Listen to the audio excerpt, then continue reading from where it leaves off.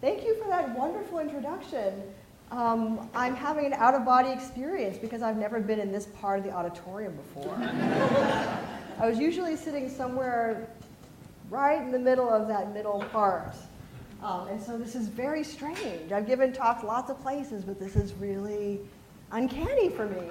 And so it's marvelous to see Gail again because I feel like I had such a great training here at Reed. And as I've told others, grad school was so much easier than Reed was. And I'm also glad that Chris Lydgate, my former co-Quest producer, is here as well because Chris taught me how to use the mainframe when I was a sophomore here, and I had never used a computer before and wasn't really sure where these words were going. And so that question has animated a lot of my research. Where are these words going? You know, who is reading them? Who is keeping them? Who is mining them? What do they really mean? Where are they? So I'm going to be giving a presentation that's based somewhat on an article that I wrote a couple of years ago that I'm revising for a book chapter in my book. So my book was going to be on digital labor, race and gender, and it was going to be called Workers Without Bodies, but then Trump got elected. I just didn't think that was really worth writing anymore. Because part of the premise of that book was that the internet is a place where people can be uninhibited about their racial hatred and sexist kinds of problems and fantasies because they are afraid to express these in everyday life, and that is just not true. Like, we are now in a post-post racial moment, right, where you see discourse around that I just have not seen in my lifetime in a very bald way. And so I'm talking about different stakes for me now, right? I think the internet has been proven to not be the utopian platform people thought it was going to be in any way. And so I'm interested instead in looking at the histories of women of color as an identity in and around technology and the ways that the internet has been a place of resistance for women of color, but how women of color were always creating networks of resistance before these technologies were even available. I'm interested in how the internet has revived women of color feminism from the 80s. So stuff we did not read here, like Bell Hooks, Gloria Anzaldúa, Audrey Lord, we didn't read it, but it was being written during our moment at Reed. And so I am very interested in how these things are coming back in Tumblr and Instagram. Beyonce's writing about it. Like, you now see this kind of resource, kind of marshaling of a resource from a time when even in its moment, it was not as popular as it is today, or as widespread, or seen as relevant to as many people who are not necessarily people of color. Oh, I'm standing in the wrong spot. So I titled this The Unwanted Labor of Social Media, because the things that women of color feminism has to say is not always things that people want to hear. So if one of the most needed and sought after jobs in social media is the work of moderation, I was lucky enough to go to Facebook HQ in Mountain View to help East Palo Alto to talk to them about their huge problem with harassment. Huge problem with racist, sexist discourse.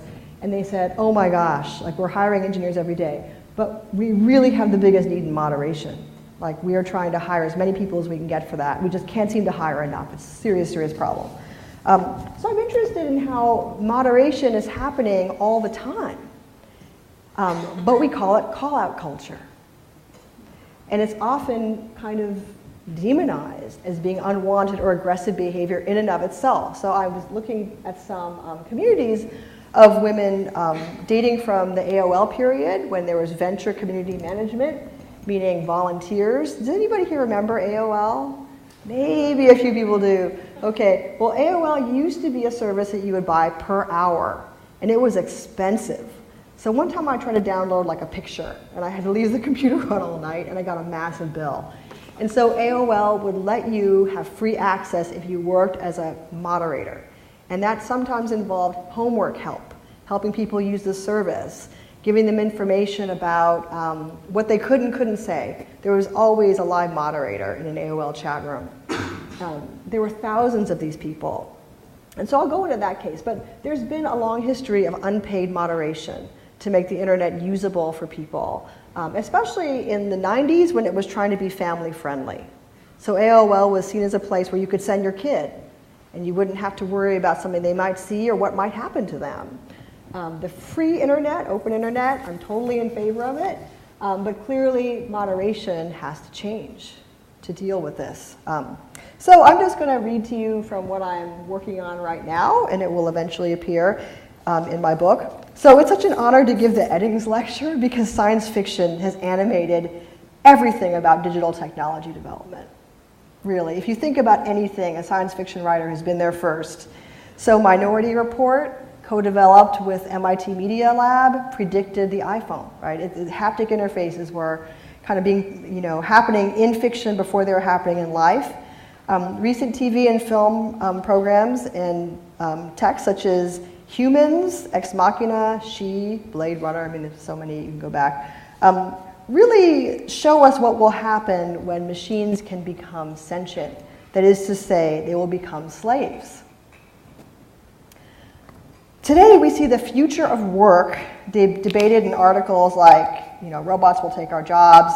There was a New York Times Magazine article about the end of work. Like, ever since Norbert Wiener was writing about cybernetics, there's been this persistent hysteria about the end of work. But right now, I think we really are getting closer to the ends of certain kinds of work, like, say, cab driving. Autonomous cars being tested at my university, for example. I know this is true because I went to South by Southwest in Austin this year, and I heard Bruce Sterling, who knows everything, say that we have to confront the reality of a universal basic income. Because now computers really can do so many of the kinds of labor, like even grading papers. So there's a lot of paper grading software that's out there. People are worried teachers are going to be taken out of the picture.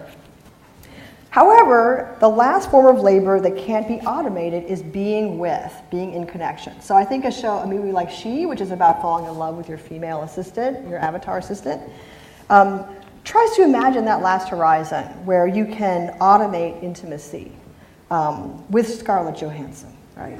Again, slavery will have real attractions in this future of the singularity, and most of them will be female. So my paper isn't about making artificial sex slaves. That would be an interesting paper. It's not about that. Instead, it's about the use of women of color labor running in parallel, sometimes alongside, sometimes against, the world's biggest and most profitable platforms. I'm thinking specifically of Facebook and Twitter, but I'm also thinking about Xbox and MMOs and things like that. League of Legends, for example, a big attraction is the social aspect of that game. And even when we're playing games on our own, say, or not consuming media with other people, watching other people play, like PewDiePie, have any of you been following the PewDiePie thing? Oh my God. Provides a kind of connection, a playing with, a feeling of intimacy that can't yet be automated. So PewDiePie, to me, exemplifies the open internet, right? He's the most popular, the most famous, the most money-making YouTuber. And when he yells the N-word, it was in the heat of the moment, right? There's always a kind of excuse for it. And so the biggest problem right now the internet is facing, I think all these platforms would admit, is toxicity. I also read Unofficial, the Facebook group. I read it every day because it's so interesting. Pardon? Yes, it is. Why do you think that is? Can we talk about that just for a little bit? Is that possible? And people say the problem with it is that no one's face-to-face, and they can say, but here we are face-to-face. Yes?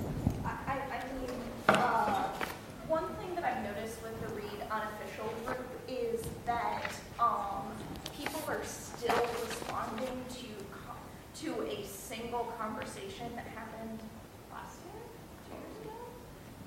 2 years ago? That happened at least a year ago, and are specifically with how topics about transness come up in that group. People are still responding to some comments that got a little out of hand in a thread that happened at least a year ago. And these sort of hurt feelings from that thread that most of the people in the group didn't even see are like still pervasive and creating the sorts of posts that are happening now. I think that's a really interesting thing that can kind of only happen on the internet. Yeah. Yeah, anybody else want to, because I haven't been following it maybe as long as some of you have. Do you have something? Yeah. Would you say what's happening there is call-out culture, or is it something else? Yes, go ahead. I think that part of what makes Freedom official the way that it is that it takes a very specific kind of person to want to interact loudly, as in like post comments, et cetera, et cetera. It takes a very specific kind of person to want to do that in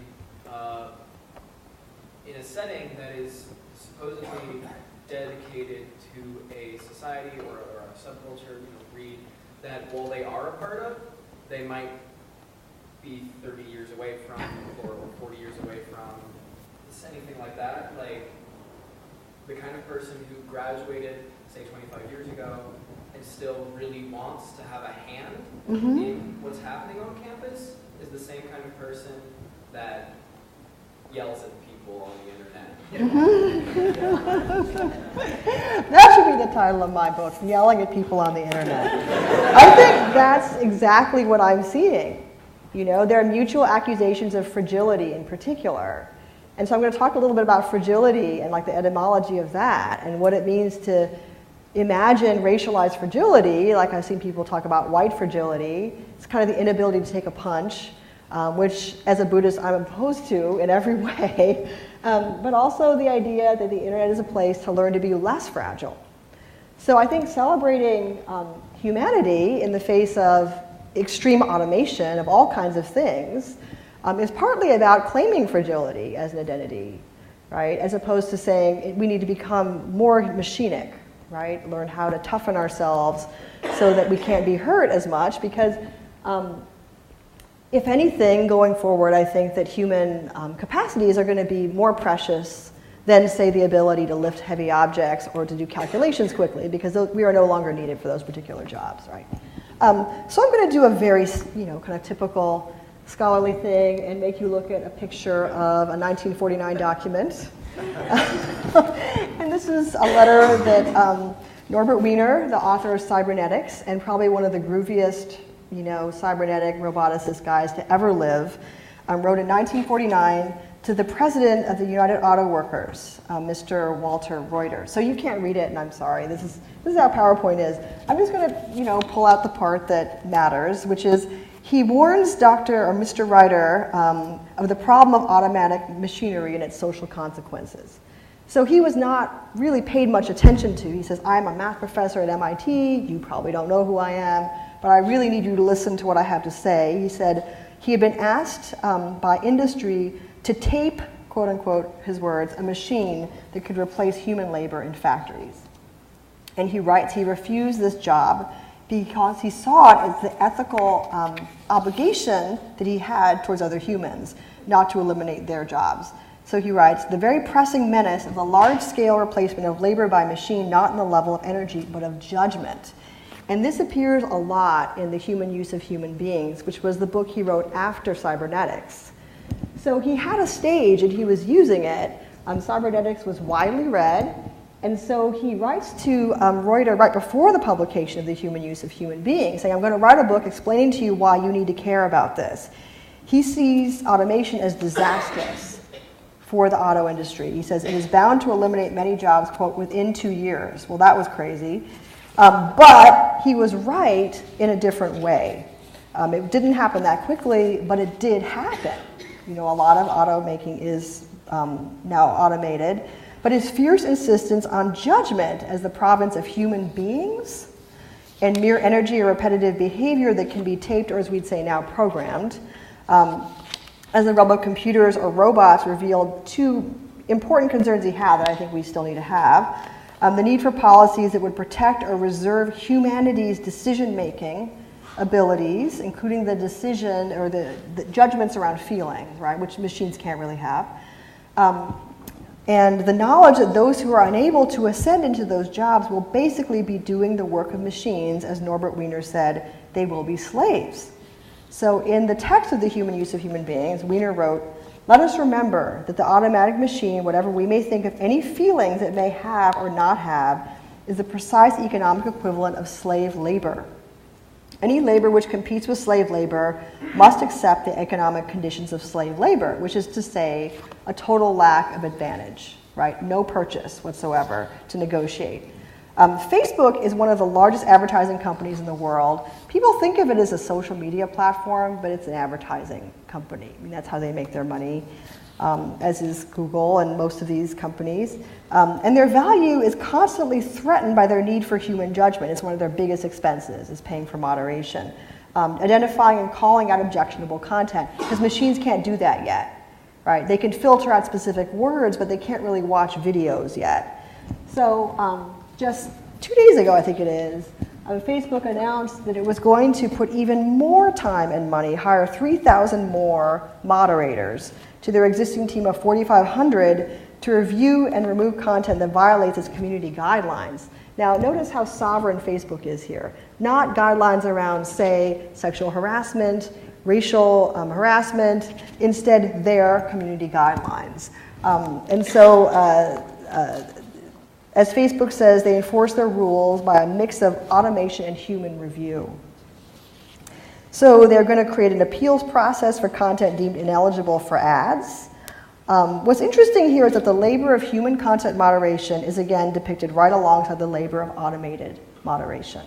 So a filter or a script for finding specific words is depicted right alongside a human being watching an animal torture video, or somebody beheading somebody else, or it's YouTube, right? I mean, a lot of the content in Facebook comes from YouTube or it comes from other places. So somebody needs to watch that. The need for human moderation is what Wiener called judgment, but this judgment is specifically about affect. It's not about knowledge, it's about feeling. So using your intelligence, your human intelligence, to imagine how another person might feel. The distinctive human ability to be hurt, pained, repelled, horrified, to be fragile. So I'm going to talk more about fragility. It seems to be in the air right now in our current political moment, used by both libertarian, right-wingers, mocking the fragile feelings of social justice warriors, or by women of color and feminist activists who talk about critics as having fragile white feelings. So you've probably heard both of these things before. Both sides characterize the other as inappropriately breakable. So the etymology of fragile comes from the late 15th century. This is not my period at all, but I can OED as well as anybody. Late 15th century in the sense morally weak, from the Latin fragilis, from frangere, to break. So the sense liable to break dates from the mid-16th century. So the ability to cry or cringe at the sight of something horrible happening on the internet, to feel something when you either hear somebody called a horrible word or are yourself called that, being told to kill yourself on the internet, which is a common experience of women in gaming, right? If you're winning, you can be told to kill yourself. If you're losing, you can be told to kill yourself. To have someone threaten to rape you, which happens a lot in gaming culture, to feel something when reading these words is actually now a monetizable skill, right? This is something that that Facebook needs to buy from us. Machines can't do all of this work. However, just as Wiener said, the conditions under which it is done are very similar to slavery. It is outsourced to the cheapest place that can be found and done by the cheapest people, that is to say, women of color. So a lot of moderation is outsourced to places where, because of US empire, there's good language abilities like the Philippines, right? They can understand enough English to watch a horrible video and flag something. Or hear someone being called a horrible racist word and know that it's a horrible racist word. So in many ways, it's reduplicating the movement of US empire through different places, right? Places where people can speak English, they're able to do this work. It's also feminized work.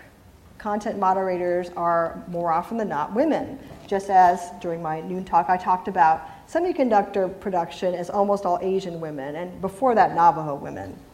So fragility is the ability to feel pain, the ability to suffer misrecognition, to experience sadness, to acknowledge vulnerability, even outrage at the production of these feelings in yourself and in others.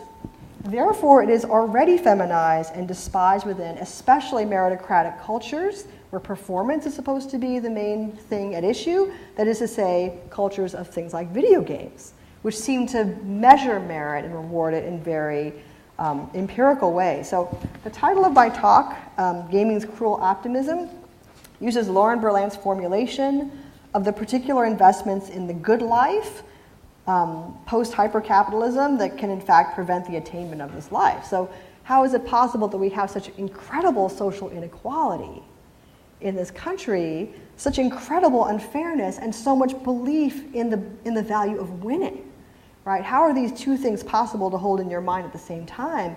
If you want to understand this, looking at some of the research on women in video games from an ethnographic perspective is very interesting. One of my students at Michigan wrote a book on this, and she has an essay called I Can Defend Myself, where she interviewed elite hardcore female gamers, mostly playing Halo and Call of Duty. And what she found is that a lot of women spent significant time practicing the game so as to be able to kill people that were harassing them. I mean, not kill them, but to win, right, in these meritocratic moments, because it made them feel like it hurt less. And it also made them somewhat protected from being harassed.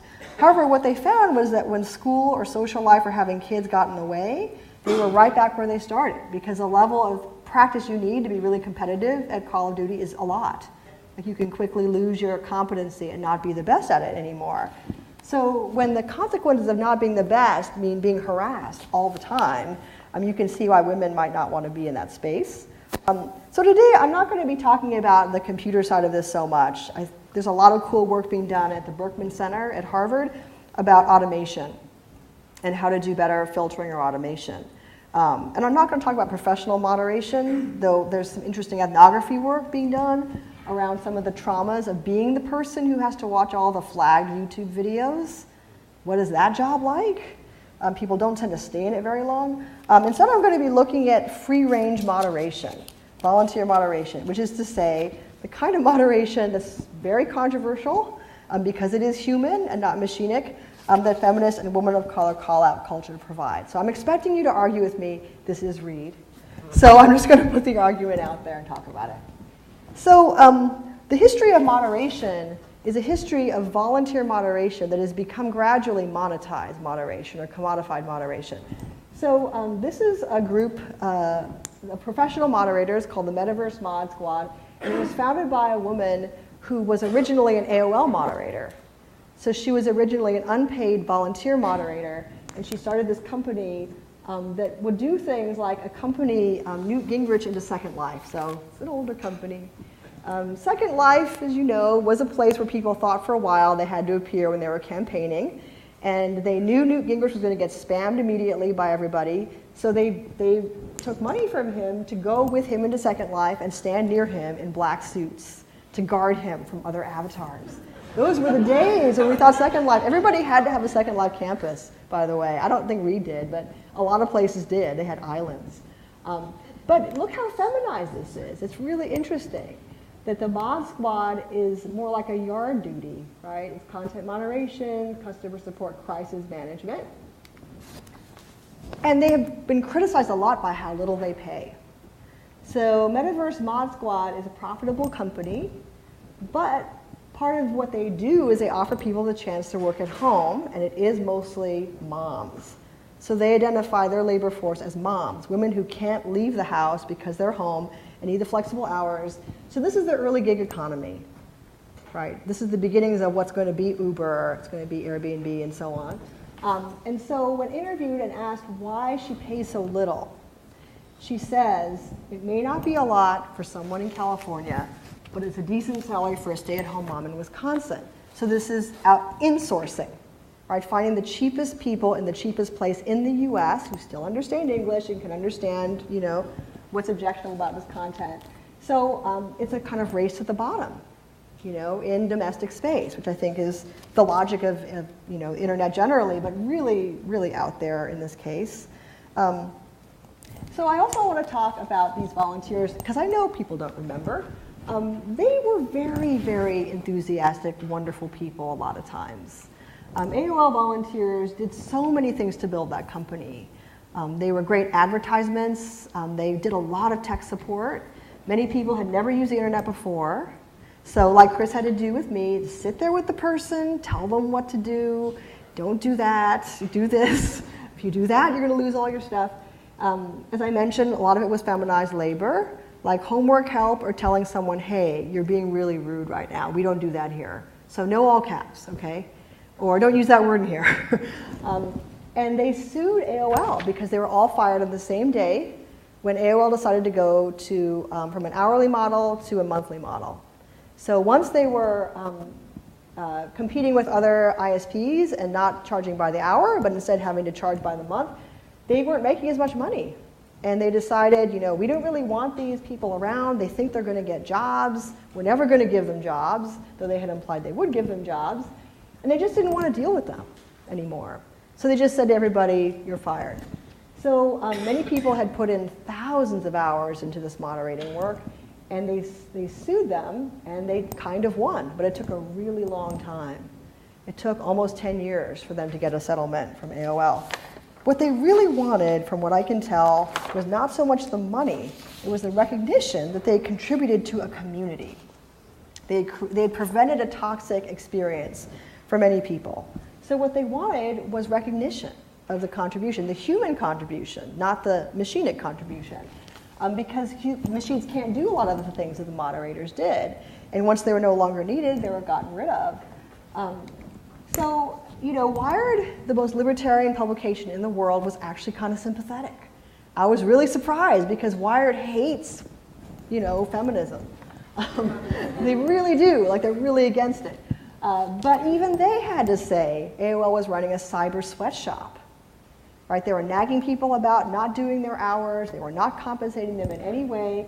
They had all kinds of regulations, right, for what basically free content moderation. Right? People had to learn their terms of service and enforce them. 14,000 people. They're creating this community, and then they just fired everybody. So as they say, built on the fingers of tens of thousands of unpaid volunteers. But that's the internet, right? That's the open internet, is built on these unpaid fingers. So now that the internet is actually a money-making thing, and back then it was not clear whether it was going to be. Amazon had not turned a profit at that time. It was still kind of up in the air whether people would really want to do this or not, partly because it was hard, right? AOL was making it easy for people. I want to move forward quite a bit to a different, okay, that's the wrong slide. All right. Well, I'm just going to kind of give this out of order because I don't want to. All right, so I'm going to go back to this was about the fragility thing. Some of you may have been following Gamergate. This was a wonderful moment in internet culture where many people who did not know about the toxic internet learned about it very quickly. People who didn't play video games at all also learned that they're not what people thought they were. The problem is not violence like represented by killing people and shooting them, but rather kind of interpersonal violence. So I put this up here because I thought it was such a good example of this accusation of mutual fragility.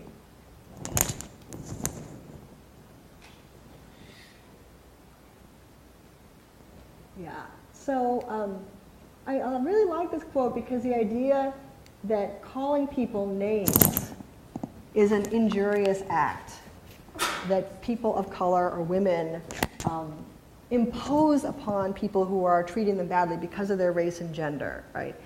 That is really interesting to me. Like this is in itself a kind of admission of vulnerability. It hurts to be called misogynist, or it hurts to be called a racist. This is really painful, toxic behavior. And of course, people on the other side are you insane? You know, like there's such a lack of understanding here. But the same sense that, you know, being called names is an aggressive act. So I'm going to talk about Facebook a little bit more. The idea that we are all working for Facebook for free, in the sense we're adding content. They have the most photographs of any digital depository in the world, more than Flickr by far. We're adding commodities to them, is old news. I think people figured that out quite a while ago, right? And some people have boycotted Facebook and were never on it.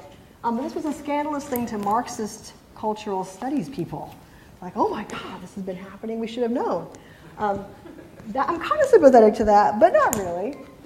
Because I think that there are other things that are pressing in different ways for different people. So this is Zoe Quinn, the person who made a game, Depression Quest. It was an award-winning game. And she was incredibly harassed by people who we now know are doing things like, alt-right kinds of activities. But back then, it was Gamergate.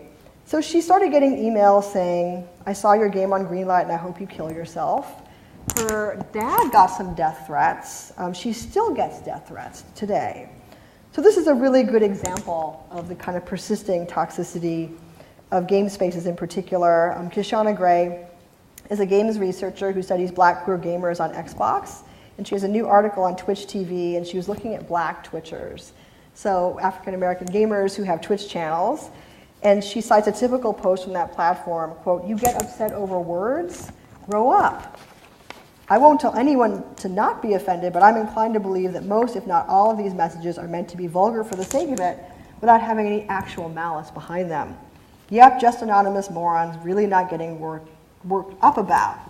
So again, the idea that words are just words and not actual injury. Yet when used in this way, right, being called names is hurtful. So there's a kind of mutual war here about what words are on the internet. What do they do? Where do they go? Right? So in 2013, Trevor Schultz, who wrote a book called Digital Labor, it's a really good book. He also wrote a more recent book on the gig economy called Overworked and Underpaid, which I highly recommend. Wrote that social life on the internet has become the standing reserve, the site for the creation of value through ever more inscrutable channels of commercial surveillance.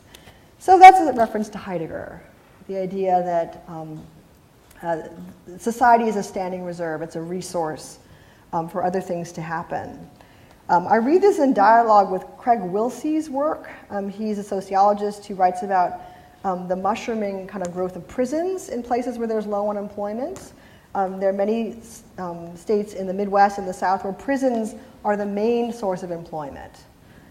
So he says in his book, The Value of Homelessness, Managing Surplus Life in the U.S., quote, surplus populations such as hobos, the homeless, people of color who had historical relations to unfree labor, meaning slavery again, had once been this standing reserve who had been called back into service as workers during, say, wars. Like when all the men are gone or when there's no one else to do this work, sometimes these people would get to be part of the working class. And then as soon as that was over, they were like now unemployable again. But what he says is they function as a resource in reserve, a standing reserve in that way, but also a resource because they keep other workers, such as prison guards, social workers, and the people in the medical professions employed. So we put these two readings of Heidegger together, right? People themselves as resources, standing reserves, because they are seen as those who must be guarded, right? Those who must be medicated, those who must be watched, and the idea of surplus reserves or standing reserve as what Facebook is doing, right? What they're taking. It's clear that the digital has put everyone to work, but not in the same way, right? Not everybody gets paid to work, even though we all are working. We are all concerned with survival, but not everybody is equally able to survive. So in the longer version of this, I have some citations from work by Grace Hong about the incredibly shorter lifetimes of women of color feminists. Like, why did so many women of color, like Barbara Christian, Audrey Lord, why did so many of them die young? Like in their late 40s or their 50s. It's just amazing if you look at it. There's a big life expectancy difference. So if we're talking about life, right, in the kind of basic way, we have to talk about those kinds of questions. Not everybody has the same amount of life. This is what Blade Runner is about, in a way, at the end. I want more life.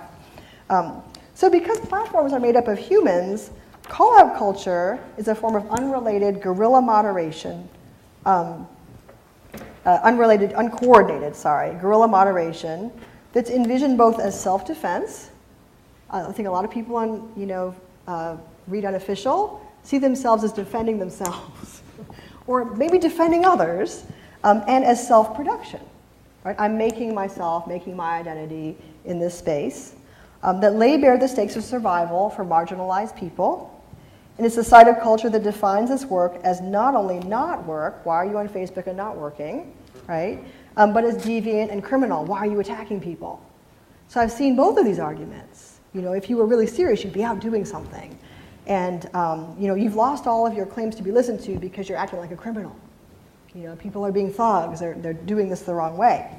So, well, Women of Color Callout Culture knows itself to produce not only monetized content, so I don't have time to talk about a lot of these slides, but there are many really prolific and well-read women of color social media, you know, activists like Gradient Layer and, you know, Bad Dominicana, whose work is often cited and taught in classes, but who are not paid. They have to use Patreons to get paid, and are sometimes kind of stigmatized as begging for that reason, right? So their content is being monetized, but also call-out culture is seen as a terrifying and unruly force, oftentimes itself, right? Something that produces value and also as something that's an ambivalent addition.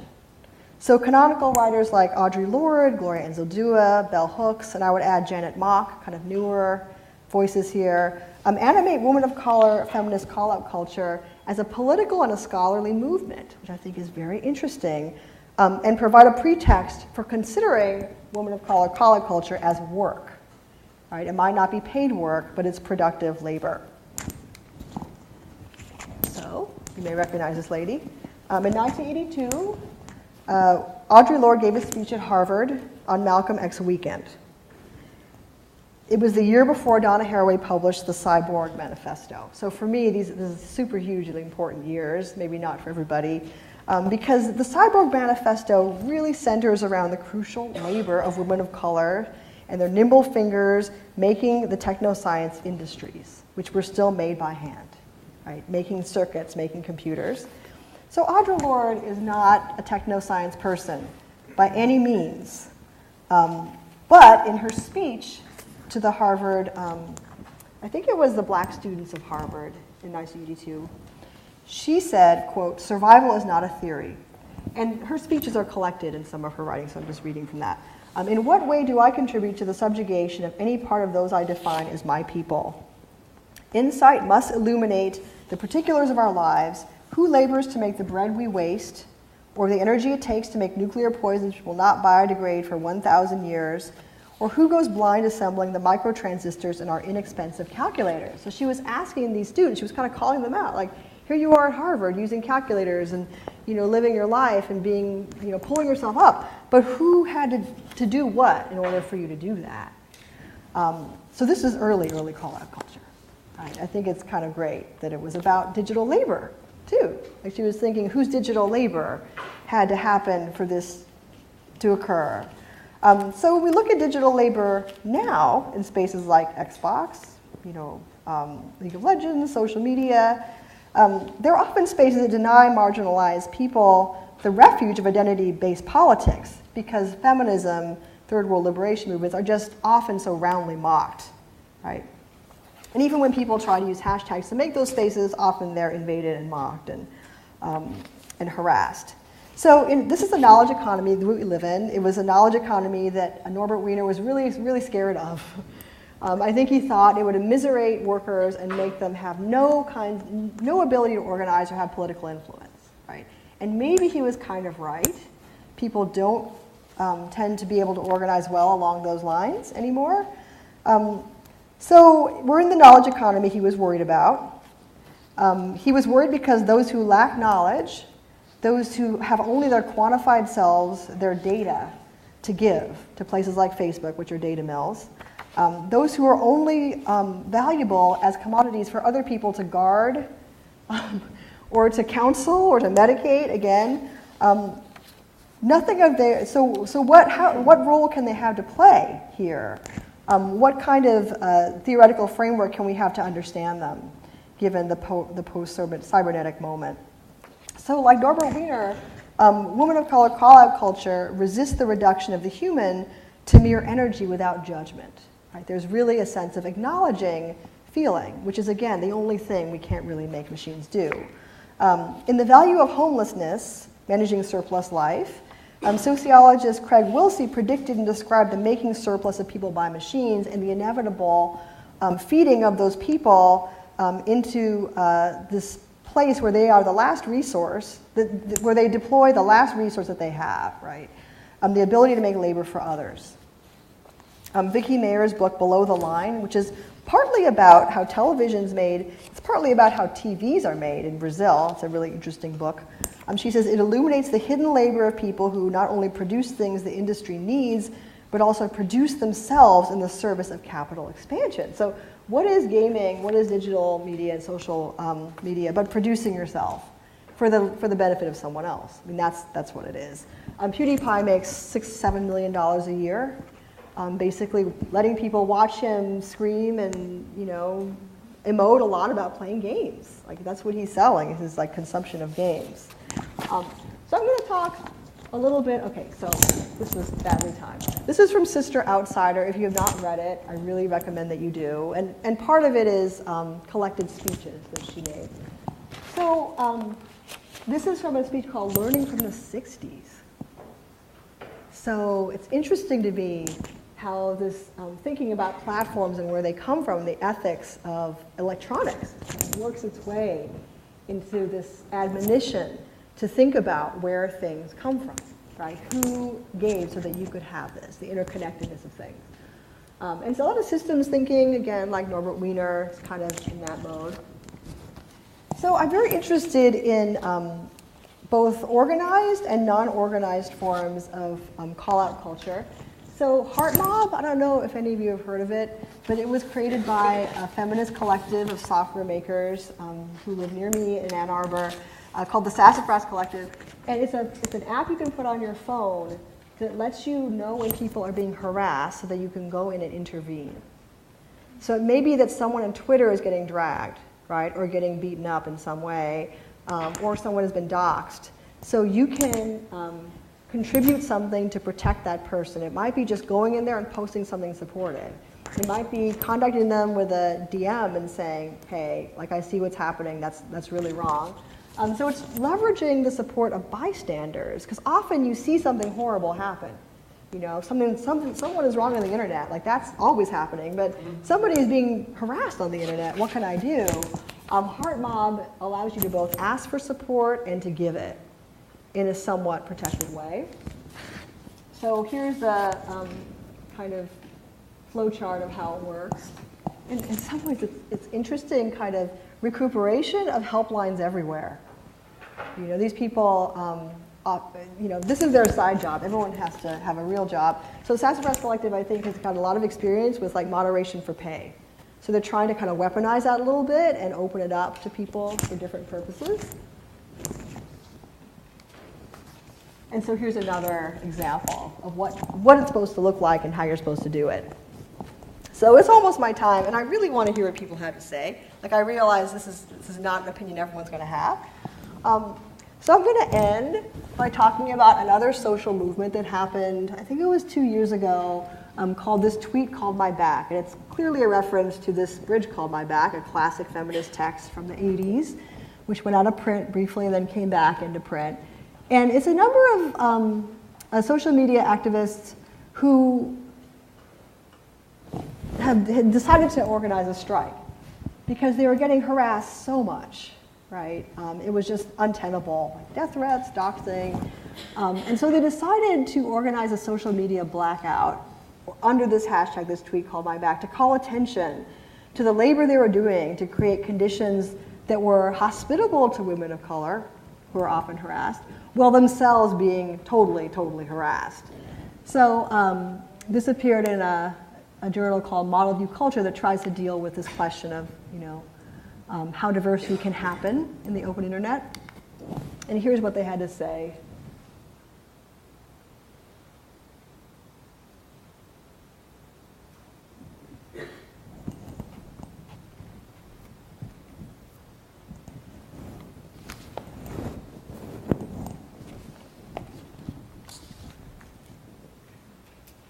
So this is really a model less of carceral rehabilitation, meaning to say punish someone, take away their account access, you know, shame them, but more reparative justice, which is how do I make this okay for you, right? Not so much shaming, humiliation, but more what can we do to repair the space so that people can, whatever happened to you, I want to help you feel better from that or repair it. So this wasn't a huge movement, but what was interesting to me is how much it relies upon this kind of 80s collective feminism. It's really cool. And how much it relies upon the early Italian feminist movement for wages for housework. No one remembers wages for housework, probably. Does anybody remember wages for housework? Yes. Yes. Well, how come that never worked, do you think? Mm-hmm. Yeah. Yeah. You know, I know some, I actually have a poet who's a Greek poet, published poet, who may be here someday, was the person who taught me about Sylvia Fragility and the importance of wages for housework. Yes. Yes. So this is very much about the material conditions of women and what is value, you know? So framing it in terms of labor and strikes, I think there's a double-edged sword to that. On the one hand, in a capitalist society, the only purchase anybody ever has is to say that they have a commodity of value, that they're a worker. If you're not a worker, I think you're kind of seen as, maybe you're not, you know, or you're rich, right? To view instead a kind of universal basic income or a universal basic right kind of takes the teeth out of this a little bit, but it does allow us to kind of detach the idea of wages from labor. Right? Which Norbert Wiener said happened in the 50s anyway. Like that was happening. We were just very kind of slow to recognize it, and it was a very slow kind of progression. So this idea of striking implies you have something that is needed. And striking, and here's the pants being destroyed, the thing which is needed that's happening in the house is not housework, cleaning. It's the labor of making the house. Comforting people who are hurt, raising children, being an emotional, you know, resource for people. That's what was at issue here. It wasn't just the labor, right? A robot could do that.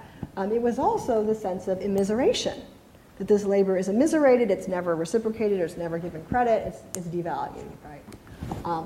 And so I just really love this. You know, the wages for housework thing was bigger than people remember. It was a big part of the feminist movement. And it was one that seemed to cross all kinds of identities because every woman has to do more work in the house, especially in this period, than pretty much any kind of man. So it was an attempt at kind of, you know, bridging different kinds of boundaries that might separate people from each other. So I'm going to finish on that because this is going long, and I really want to hear what you have to say about this. So thank you for your attention. You could be doing a million things, it being Friday. I decided to put up all my essays for free on my website, and so I guess that's kind of illegal, but no one has ever said anything to me. So it really kills me when you see a journal, a Marxist journal like New Formations, charging $23.50 for one essay, which you shouldn't have to pay for. I know they have to make a living. Nonetheless, that's too much to read that essay, so just download it. You can send me comments, an email, but probably Twitter is better. It also makes it more conversational. So thank you.